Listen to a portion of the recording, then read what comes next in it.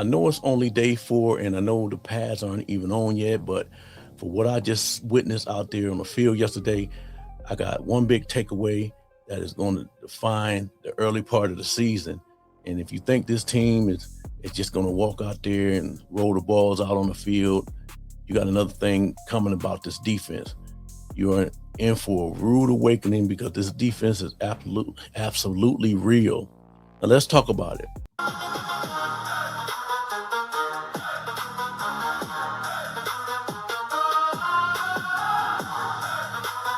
Among the Cleveland Browns. If the Browns were to win this game at home. So day 4 is officially in the books, and I was out there watching the ones versus the ones, and the first team offense against the first team defense. And the theme of the day was pretty much undeniable: defense, defense, defense. Now, before anyone panics and thinks that the season is over in August, let's keep it real. This happens every single year. Everybody always talks about in the training camp, and every NFL team pretty much across the board, that the defense is always going to be steps ahead of the offense in the first week in the training camp. Why? Because playing defenses is largely pretty much reactionary. See the ball, go get the ball.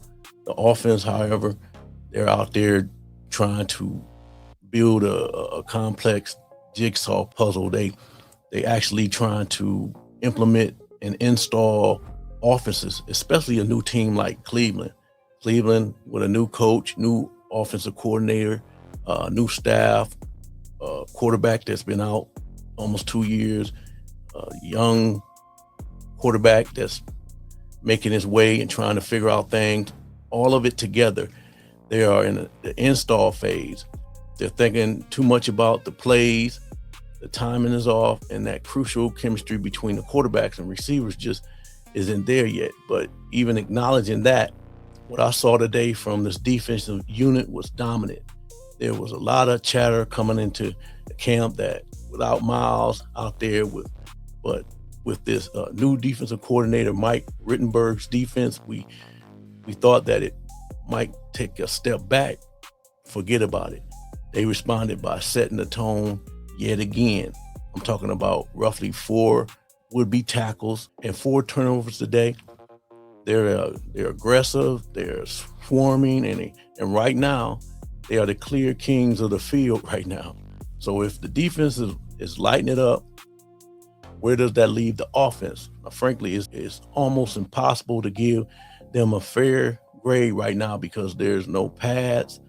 These offensive linemen are essentially fighting with one hand tied behind their backs because they can't hit, they can't grab, they can't truly resist, the bull rush. Because Jerry Verse out there, he's bull rushing and just going in. You can't do anything if you really are not going full go.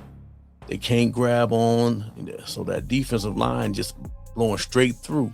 Because of that constant pressure, we saw a lot of the quarterbacks having to hurry the process up, a lot of checkdowns, and unfortunately a few big turnovers. But I'm saving my judgments for next week.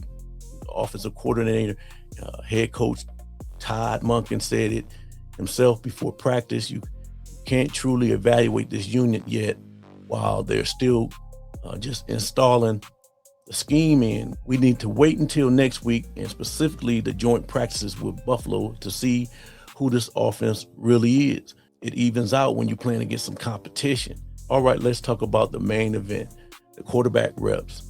Let's stop pretending this is some, side-by-side tie based on the seniority. If you are out there watching these reps with your own eyes, day 4 belongs to Shedeur Sanders. I'm sorry, but we have to call it like it is. Deshaun Watson threw multiple picks yesterday.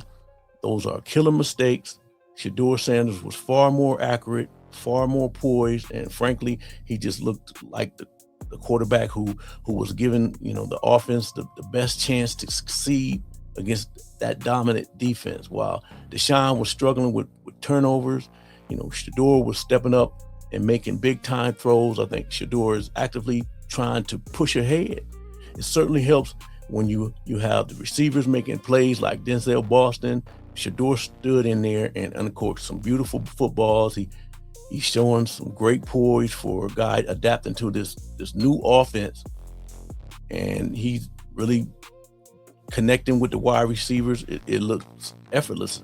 He's got a massive boost today from Boston, who had what many are calling the best camp so far. Boston is out there, he's marking his territory. He's 6'4", and when you see him in person, he looks every bit the part. People are already throwing, names around, but I seen him do he mossed some people a couple of times, and you can just kind of throw the ball up there, because of his size. He's a mastery at you just throw it up, them 50-50 balls, put it up in the air. Denzel is coming down with it. You have to say something about Tillman. He's been having a better camp, but he needs to really step up, because these new wide receivers are the real deal. He can't be playing around. Him and Jerry Jeudy cannot play around, because these boys are stepping up. Casey Concepcion, the kid, he's not dropped a pass yet. They talking about nobody has seen him drop a pass, and he's lighting these defensive backs up, and he's creating really easy reads for Shedeur and Deshaun. Now, for everyone waiting to see what this team really is, mark your calendars for next Sunday. But by then, the full initiation install will be complete, and we won't have to guess no more. But more importantly, tomorrow is Monday, and that means one thing, that the pads are coming on. And finally, we have some real football where, our eyes are going to be glued right on the trench play.